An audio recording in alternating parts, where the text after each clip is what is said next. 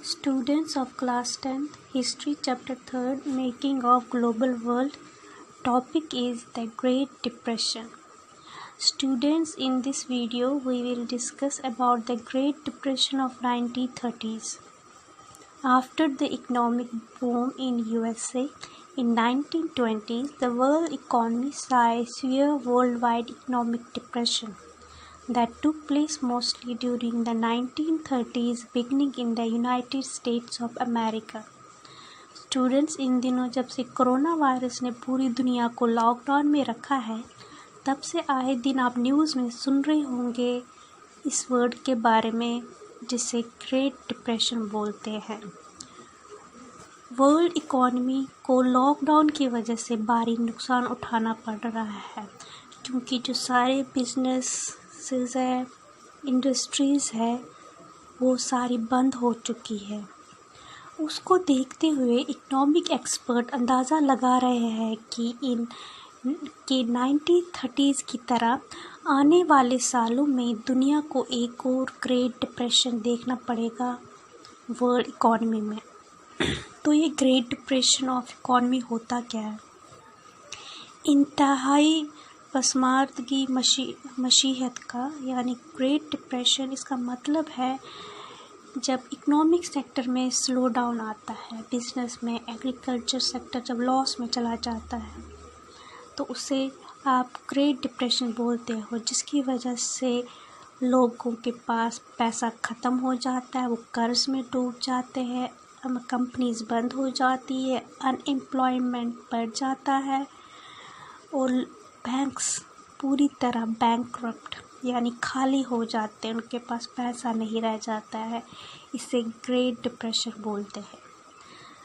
तो जो great depression था, ये स्टार्ट हुआ था इन यूएसए, जब यूएसए के जो स्टॉक मार्केट्स थे वो जो क्रैश होने लगे इन अक्टूबर 1929। कई इन्वेस्टर्स ने जिन्होंने इन स्टॉक मार्केट्स की कंपनीज़ में पैसा लगाया था, उनको भारी नुकसान उठाना पड़ा। अमेरिका में 1920 में जो इकोनॉमिक बूम आया था वो एकदम गिर गया। कंजप्शन और डिमांड कम होने लगी, इंडस्ट्रीज़ बंद होने लगी, जिसकी वजह से बेरोज़गारी, अनएम्प्लॉयमेंट बहुत बढ़ गई। बैंक सिस्टम जो यूएसए का था वो पूरी तरह फेल हो गया, क्योंकि जो लोन दिया था उन्होंने लोगों को और बाकी कंट्रीज़ को इन वर्ल्ड वॉर 1 वो उनको वापस नहीं मिला। यूएस और यूरोप के कई हिस्सों में गरीबी का परसेंटेज बहुत बढ़ गया, गरीबों की तादाद बहुत ज़्यादा बढ़ गई। So what are the causes of great depression? Great depression की वजह क्या थी? किस वजह से ग्रेट डिप्रेशन आया था? तो इसका जो सबसे बड़ी वजह रही वो थी ओवर प्रोडक्शन। वर्ल्ड वॉर 1 के दौरान और उसके बाद जो ओवर प्रोडक्शन हो रही थी वो और भी उसी रफ्तार में बढ़ने लगी इन 1930s में भी। इसका मतलब डिमांड उतनी नहीं थी, मगर प्रोडक्शन बहुत ज़्यादा हो रही थी, चीज़ों की ओवर प्रोडक्शन होने लगी थी। इसकी वजह से जो ये चीज़ें थी जो मार्केट में आ रही थी, उनकी प्राइसेस बहुत ज़्यादा गिरने लगी और इंडस्ट्रीज़ लॉस में चली गई। ऐसा एग्रीकल्चर सेक्टर में भी हुआ। एग्रीकल्चर में भी ओवर प्रोडक्शन होने लगा डिमांड से ज़्यादा। एग्रीकल्चर प्रोडक्ट्स की प्राइसेस गिर गई और फार्मर्स को भी लॉस होने लगा। इंडस्ट्रियल सेक्टर के वर्कर्स और एग्रीकल्चर सेक्टर के लोग यानी कि सिटीज़ और विलेजेस के लोग जो 1920s के दौरान काफ़ी स्पेंडिंग यानी कि खर्चा कर रहे थे, चीज़ें खरीद रहे थे, कंज्यूम कर रहे थे, वो अब धीरे धीरे गिरने लगी, क्योंकि अब उनके पास पैसे नहीं रहे थे कि वो इन चीज़ों को ख़रीद सके, जिसकी वजह से कंजप्शन बहुत ज़्यादा गिर गया।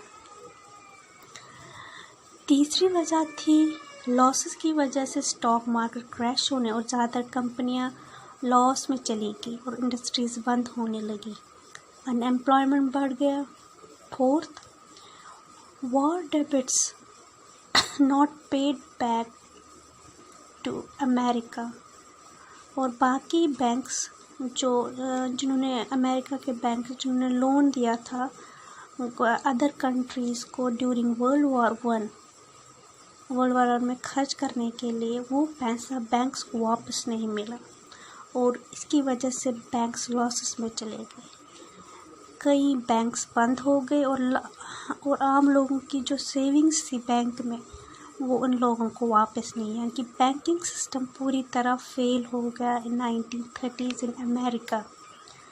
Bye 1933 over 4,000 banks were closed and more than 1 lakh companies had collapsed। जो ये इकोनॉमिक स्लो डाउन यूएसए में शुरू हुआ था वो धीरे धीरे यूरोप और दुनिया के बाकी हिस्सों में फैलने लगा, क्योंकि उस टाइम वर्ल्ड वॉर 1 की वजह से यूरोपियन इंडस्ट्रीज़ यूएस बैंक के पैसों की वजह से चल रही। जब बैंक्स ही बंद होने लगे यूएस में तो इन कंपनीज़ को पैसा मिलना बंद हो गया, कंपनीज बंद हो गई और अनएम्प्लॉयमेंट बढ़ गया। 1935 से थोड़ी बहुत राहत मिलनी शुरू हुई, क्योंकि जो यूएस के नए इलेक्टेड प्रेसिडेंट थे रोज़वेल्ट, उन्होंने कुछ economic policies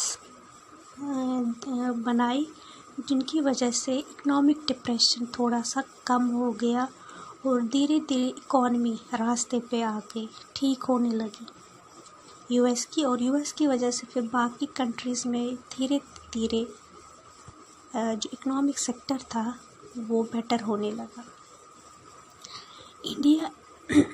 India and the great depression. तो ग्रेट डिप्रेशन का असर इंडिया पर क्या पड़ा?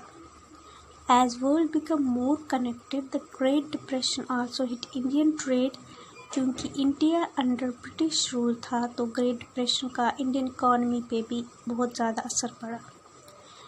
इंडिया के जो इंपोर्ट थे एक्सपोर्ट थे वो बिल्कुल हाफ हो गए, काफ़ी कमी आ गई एक्सपोर्ट में भी इंपोर्ट में भी ग्रेट डिप्रेशन की वजह से। इंडस्ट्रियल एंड एग्रीकल्चर जो प्रोडक्ट्स थे इनके दोनों की वो उनकी प्राइसेस गिरना शुरू हो गई। सबसे ज़्यादा नुकसान वीट फार्मर्स को हुआ, क्योंकि मार्केट में वीट का गल्ट की एक्स्ट्रा प्रोडक्शन हो गया था दैन डिमांड। इसकी वजह से जो वीट प्राइसेस थी वो लगभग 50% गिर गई थी। Peasants and farmers were worst hit than city workers in India, क्योंकि क्रॉप्स की कीमत कम मिलने के बावजूद ब्रिटिश गवर्नमेंट फार्मर्स पर टैक्स कम नहीं कर, उनको पहले जितना ही रेवेन्यू देना पड़ता था। इंडियन फार्मर्स ग्रेट डिप्रेशन की वजह से और गरीब और कर्जदार बनते चले गए। Thank you.